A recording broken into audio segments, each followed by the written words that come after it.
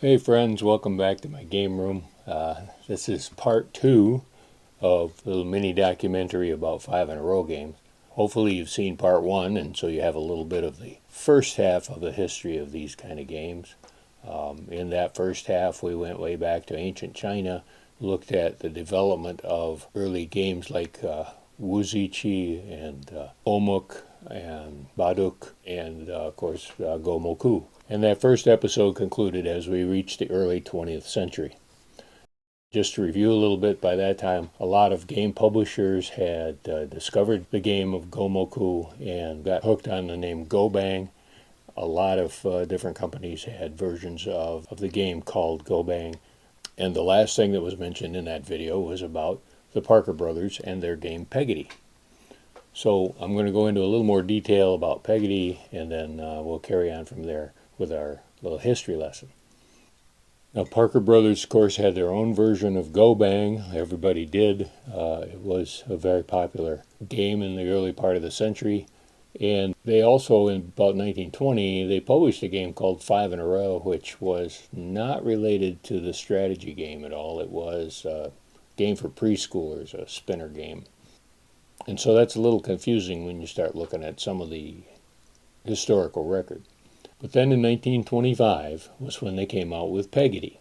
Now, Peggity, with an apostrophe in the name, which didn't last very long, was built upon the Gomoku game rules.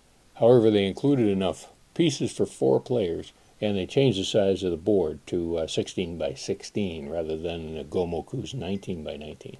They also didn't restrict the first player from any particular formations, like in Renju, and they also allowed the first piece to be placed anywhere on the board. So there was, some simplification of the game and make it more family friendly, I guess. But it worked, and the game caught on, and they began to go through a series of redesigns as far as the packaging is concerned, but the essential game was the same through the next 4 to 5 decades. So it was a pretty successful game for Parker Brothers. Let me give you just a quick little rundown of the rules so you kind of know what we're talking about here, and then we'll carry on with the story after that. Each player selects all the pegs of one color. The board, an array of 256 peg holes, begins empty. There's no prescribed first player selection or turn order according to color in Peggity. To begin the game, one player puts one of their pegs in any hole on the board. The simple objective is to get 5 pegs of one's own color in an uninterrupted row in any direction on the board, either diagonal or orthogonal. Players place their pegs in turn, one at a time, in any hole which has not already got a peg in it. This continues around the table, each player trying to set up a 5-peg row, and the other players trying as hard to prevent that.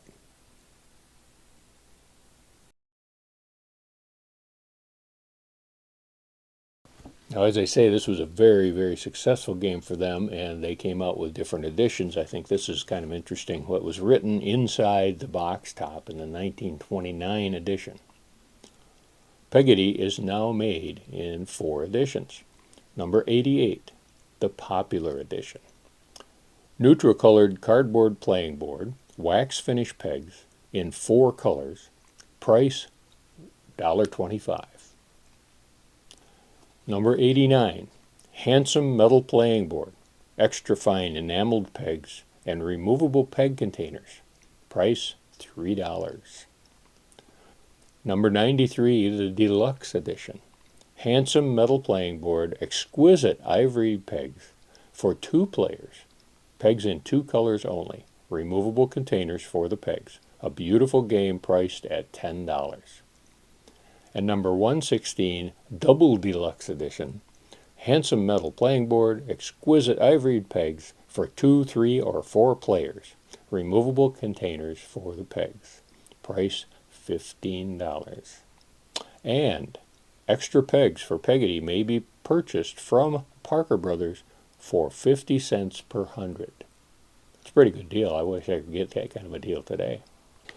Now, some of the future games of Peggity included some pieces of paper there that were shapes and patterns that could be reproduced with the pegs on the pegboard, so it became kind of a fun little exercise, sort of a tangramish kind of approach. Not too much unlike the later Light Bright, if you're familiar with that. Preschoolers could enjoy the game in a completely different way. There were also included instructions for different kinds of solitaire games, and it doesn't take too much of a stretch of the imagination to realize that you can play a lot of checkers-like and Halma games with that same set of components. So it was a pretty versatile little package, and I think that probably helped to sell the Peggity games throughout the 20th century. About the same time that the Peggity came out, a company in England called Chad Valley Games came out with a game called Spoil 5. Not to be confused with a card game called Spoil 5. But it was essentially Peggity. And they changed the box art, of course, but inside the box you can't tell the difference. Later versions of Spoil 5 use a 14 by 14 grid and utilize plastic in the manufacture. And I think the only real difference in the rules were that they specified a particular turn order according to what color you had. In 1929, the Spears Game Company, also in England, came out with their own version that they called Quintro. And again, it was just pretty much a carbon copy of Peggity. There were plenty of other European versions you can see here, and the game spread around the globe, including copies by the Merit Game Company and some others. Now, I found evidence of this one called Check-A-Peg, but I couldn't find any information about the game manufacturer. I'm sure it's out there someplace. And then there was also the 5 in a row, which this particular picture here is a Canadian version. Now, this version here was by Waddington's, and it obviously says Peggity on there. Now, back in the 1930s, Waddington's and Parker Brothers established a working agreement wherein Waddington's licensed Monopoly for the UK, and Parker Brothers could publish Cluedo in the United States, which was a Waddington's game originally. So they had a working relationship at that point, and so they licensed Peggity to Waddington's in the UK so that you could buy the original, you could get the actual Peggity game rather than the other English versions of the game. As with many multiplayer placement games, not only is there a first player advantage, there's sort of an inherent imbalance in the turn order, but there's also what we call a kingmaker potential, which means that if you know that you're not going to win, you can manipulate the board and manipulate the other players in order to ensure that another player, designated player, would win. You can also manipulate the other players in that if you know that the player across from you is going to be placing in a win position, but you know that the player to your left is able to block that, then you can play whatever you want, counting on the fact that you have forced this other player to block that player. So there's a little bit more to the game on a player interaction note than just the abstract strategy game itself.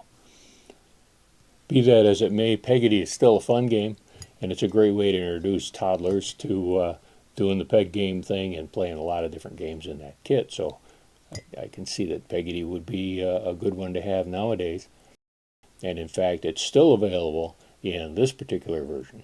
And so if you'd like to buy a new copy of Peggity, there it is.